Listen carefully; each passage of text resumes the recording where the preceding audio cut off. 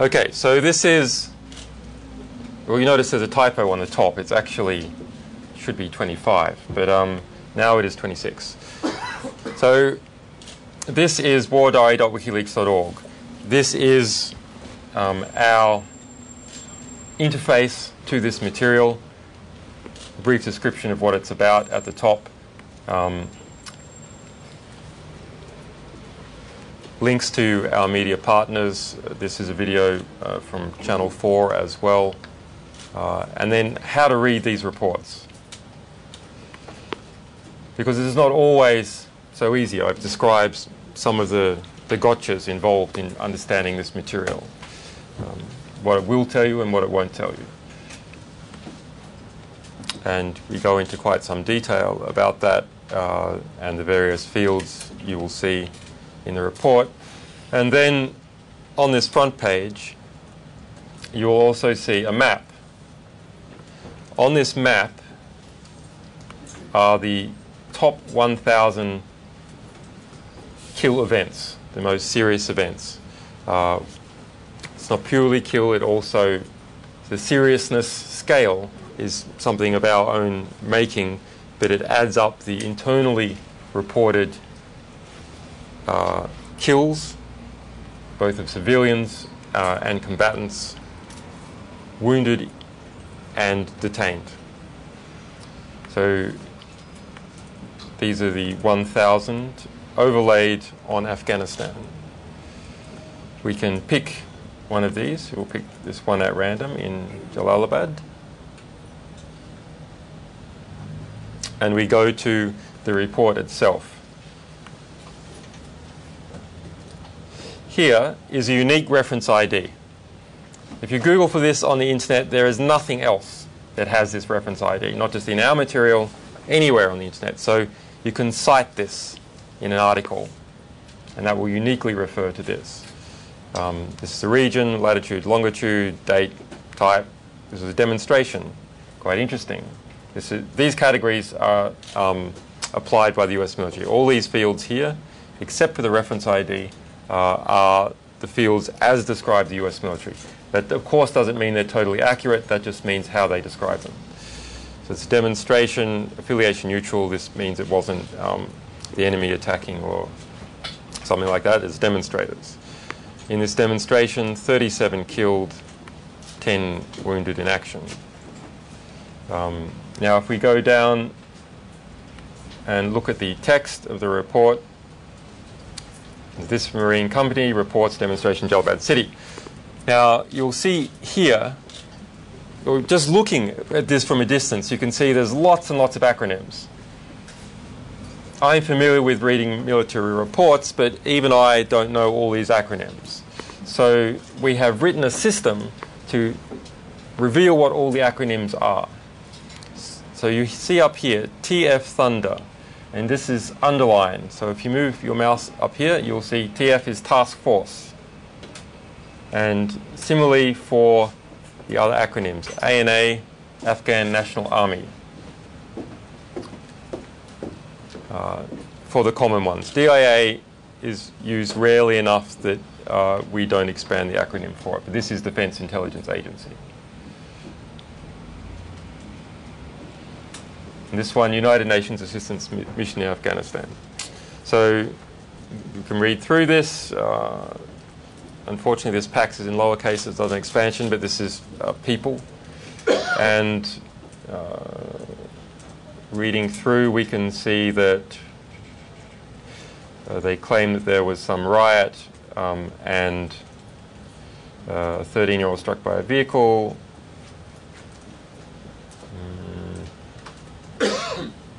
So not entirely clear from my brief reading of understanding how these people died, whether it was in the riot or whether this was from some other form of military activity.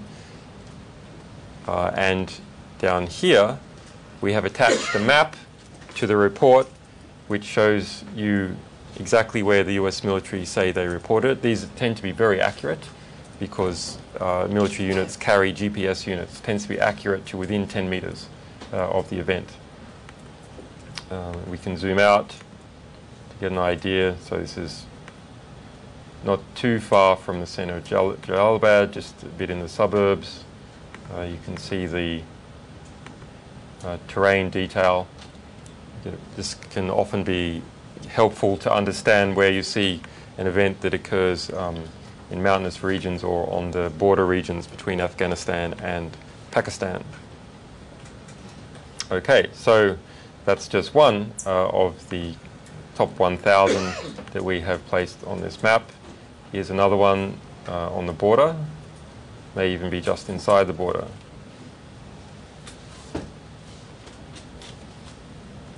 Only a very brief report. Combined Joint Special Operations Task Force reports troops in contact at Border Control Point 6. Unknown A small arms RPG fire, Border Control Point 6. This is a time. Zulu, when you see the Z, this means London time without daylight saving. This Zulu time is the most common sort of standard across the US military. Not entirely clear what happened by this report. This is quite a small report, but they say 25 enemy killed in action, 44 wounded. This is actually, this maybe looks relatively legitimate because we see so many wounded. There are other reports where we see, and I'll take you to one now, on this sidebar. There's different ways to look through this material by type, and we can see the number of reports in each type. So these are, once again, self-declared by the US military. So detainee operations, friendly fire, 148 events, and so on. Category tends to be much richer. We have some hundreds of categories here, including 517 reports of detainee transfer, escalation of force, 2,271 events placed into that category by the US military. Now, once again, military units are not inclined to place their own activities into escalation of force, but nonetheless, this is a very interesting basis to start research. If we can also browse by region, oops. Affiliation in NATO may be interesting for some people here. Date, and from this we can get a sort of feeling for how the reportage is going. So we see in the first month of 2004 there's only 138 reports, but when we go to, say, in the middle of 2005, you see 387. This is probably mostly not due to an increase in the tempo of the war, but rather an increase in reporting. So an increase of this reporting system through US military units. But we start to see a bit of stabilization around here, and the subsequent increases, I think, from about 2006, 2007, these are mostly not increases in reporting, but rather an increase in intensity. And one of the reasons I say that is you see in 2008, we actually have a decrease. Briefly, so this is like a winter hiatus in fighting, which is known for Afghanistan. We're going down, but number of reports going up and up and up and up, and we have the end of 2009, 2,500. So compare that to what it started with, 138 back in 2004. So we pick one of these months. Say October 2009, we have generated first of all, there are sort of 66-page index into this month of these various reports. This is our index that we have created, extracted from the raw data. We haven't modified any of the raw data. For the whole month, we have generated this graph. This is for October 2009. We have generated this for every month that we have available. Killed civilians, killed enemies, killed host nation, killed allies, wounded civilians, wounded enemies, wounded host nation, wounded allies, and detained. Across the course of the month, this is the number of people involved. This is the day on the month. This can sometimes be a a good guide to where to sort of look into this material, because there's, once again, some 66 pages for this month. So it's a bit hard to get a window into. And the other way to, another important category that we created is severity. So I spoke about this before. This is just the sort of the simplest thing that could possibly help you give some understanding. The number of self-declared killed, wounded, detained, injured individuals across all sides and civilians declared in the reports. Add them up, sort them by the total. And this is the high list, the high kill list, if you like. So at the top, we see an event that occurred on September 9, 2006, involving Combined Joint Special Operations Task Force, requested a medical evacuation for 2 Afghan National Army 10 kilometres southwest of Patrol Base Wilson. So let's have a look at that. We see 181 declared enemy killed, 1 wounded, 0 detained. So this is a suspicious report. Once again, we can go through it. We can see these acronyms expanded: Combined Joint Special Operations Task Force, etc., etc. Requested at some stage some close air support. The battle damage assessment from that close air support was estimated to be 62 enemy killed in action.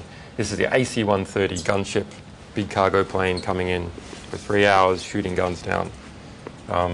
1 US troop was killed, 1 US soldier was killed early in the day, possibly a trigger for this really quite extraordinary action in the rest of the day. Of the 3 Taliban killed and 2 here, 1 wounded. Total battle damage assessment is 181 killed in action, which also corresponds to the sort of pre-filled field that they've given it. Sometimes you'll see updates in these reports which do not update the sort of statistical field. So there can actually be more people killed when you read the text than if you look at this. This is where it happened.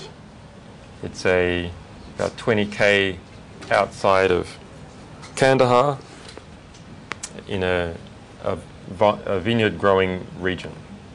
And you can see some interesting things from the map. So we don't know precisely where these sort of destroyed buildings are from, whether that was destroyed as a result of that engagement or an earlier engagement or by some other forces, but this is possibly related to that event. Okay, so that's one way to read this material. Also, if you're looking at any particular report and you're sort of not sure how to read these things, or you can also click on these here as well, which is kind of handy. You'll get an index for these different types. If you're not sure how to read these things, you can just click on this Afghan War Diary reading guide, and this will pop up and tell you a bit about it, or the field structure, which will tell you about these things here. What do these mean? So there you go. And so this is the sort of package that we worked on to give to our 3 press partners. Slightly earlier version, of course, because we put a little bit more work into this in the past 3 weeks as well. Now, that is live on the web at this URL. There's also, if you look at the reading guide again on any report, you'll see David Lee's excellent, from The Guardian, excellent video tutorial on how to read some of these documents. Doesn't go into quite as much detail, but he gets to the point a lot faster than I do. Well, yeah, damn ads, okay. Right, so you can look at that on your own time. Okay, and I'll just ask any questions about this. There's one more I want to show you, a different way of looking at this material. Any questions about that presentation? Can I ask you a general question? Yeah. Sorry, I arrived late. I'm from the Italian television based in London. What do you expect the effects of all this would be?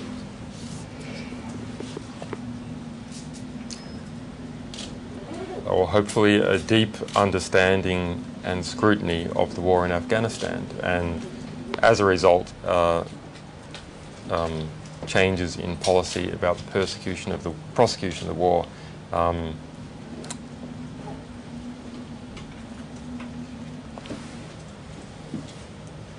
And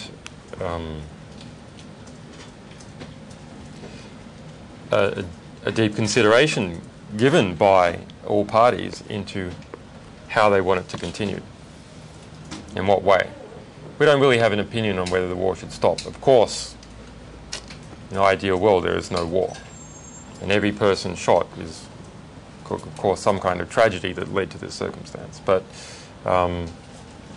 should there be some kind of general pull-out, presence kept in Kandahar or Kabul, this is sort of outside our remit. We don't have an opinion on this. We just have an opinion that the abuses should be stopped. The abuses of war should be stopped. Just before you, on the categorization of Yeah. does it say, further down, does it say friendly or friends? Yeah, so that just means allied forces, including the United States. So here's an example of how you can both trust and not trust this data. Look at the type fields. Once again, these are not our fields. These are US military. The only one that is ours is this severity score, but that is built out of the fields that were internally declared by the US military. This type field has friendly fire, 148. Actually, I'd be quite surprised if it was that low. But nonetheless, internally declared 148 friendly fire events. Now we look into category, and we see blue on blue. This means Allied forces firing on Allied forces, basically, which is a type of friendly fire. And we see 18 reports. We also look at blue on green.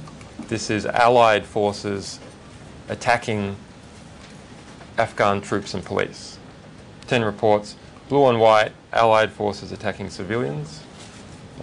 Blue dash white, another way of saying exactly the same thing. But we add all these up and the green on blue and da-da-da-da, and we don't get anything near 148.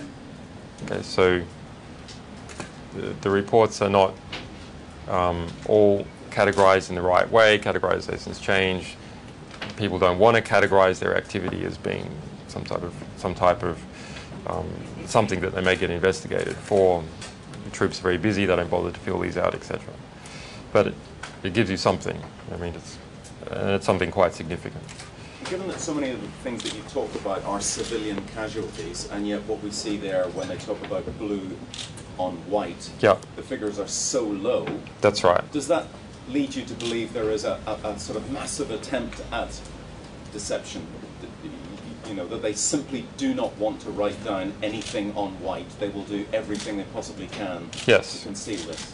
Well, the units are involved. You know, it's like this old a phrase that came home to us, unfortunately, in Kenya, where two lawyers that we were working with were gunned down in broad daylight in March in 2009.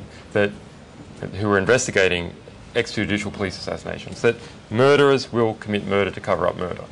So people who are very proximal to the crime often have intense incentives to even murder to cover up murder. So misfiling a report is, of course, nothing. But we do see escalation of force in here, and that had, 2,100 reports. So that's a bit more significant. And so they didn't classify these escalation of force events as blue on white. They classified them as an escalation of force instead of blue on white, Allied on civilians. Okay.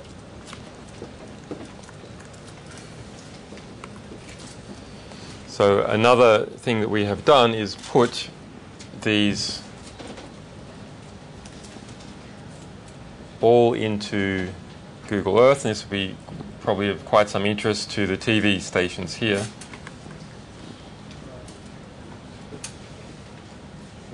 At least it would be if it worked.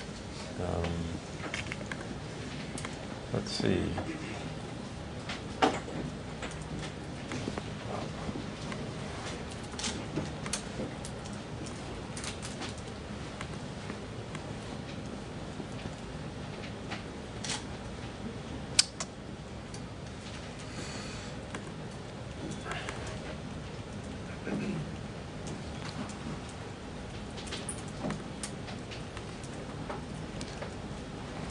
Okay, so here we see a slider that takes us from 2004 all the way to the end of 2009. It's not quite bright enough to see it. This says 2009. We can adjust the point in time we're looking at and the window of time we're perceiving. So it's about 6 months window we're perceiving now. Now this, because there's so much data in here, we've limited this particular version, and there's a number of different types, to just those events that were of high severity. So the events that had at least sort of 10 people killed, wounded, or detained. And if we zoom into Afghanistan,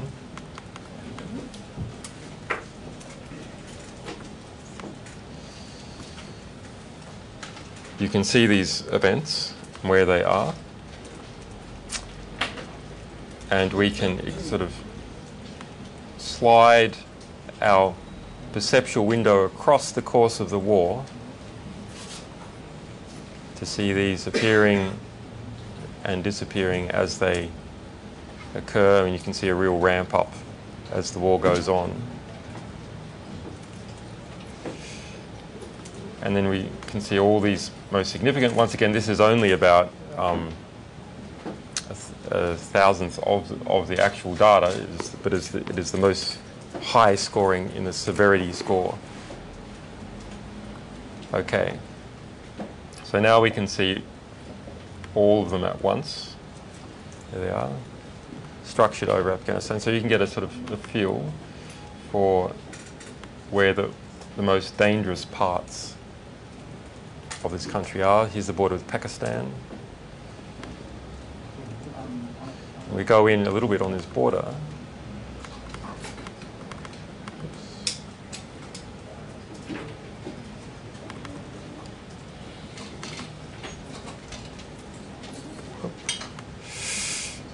So here's some event that has occurred right on this border with a fairly high kill. We click on this. Okay, we see there was actually 2 reports here. One threat report and one action. So this was actually probably a report of some people somewhere, and it led to an action. It's at they're right on top of each other at the same spot. Right here on the Pakistan border.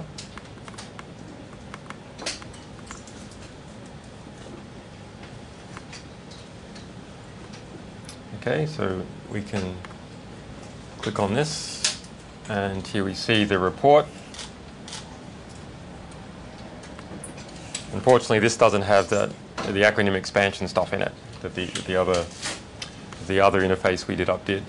But you can see this report, and you can, if you've got the time, you can then look it up in the on the website, on the War Diary website. So that was spotted by there's a spy system called JLens, reports anti-coalition militia setting up rockets and using caves, They bring in some F-15s who engage in airstrike. They drop some big bombs, GBU-12s. They bring in 2 Apaches and a drone This is a type of predator, the shadow. They end up destroying vehicle for people.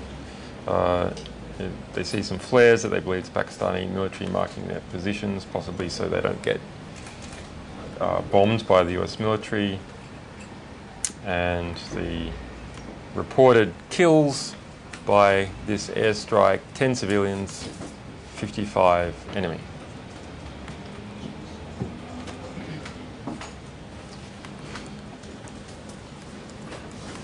Okay.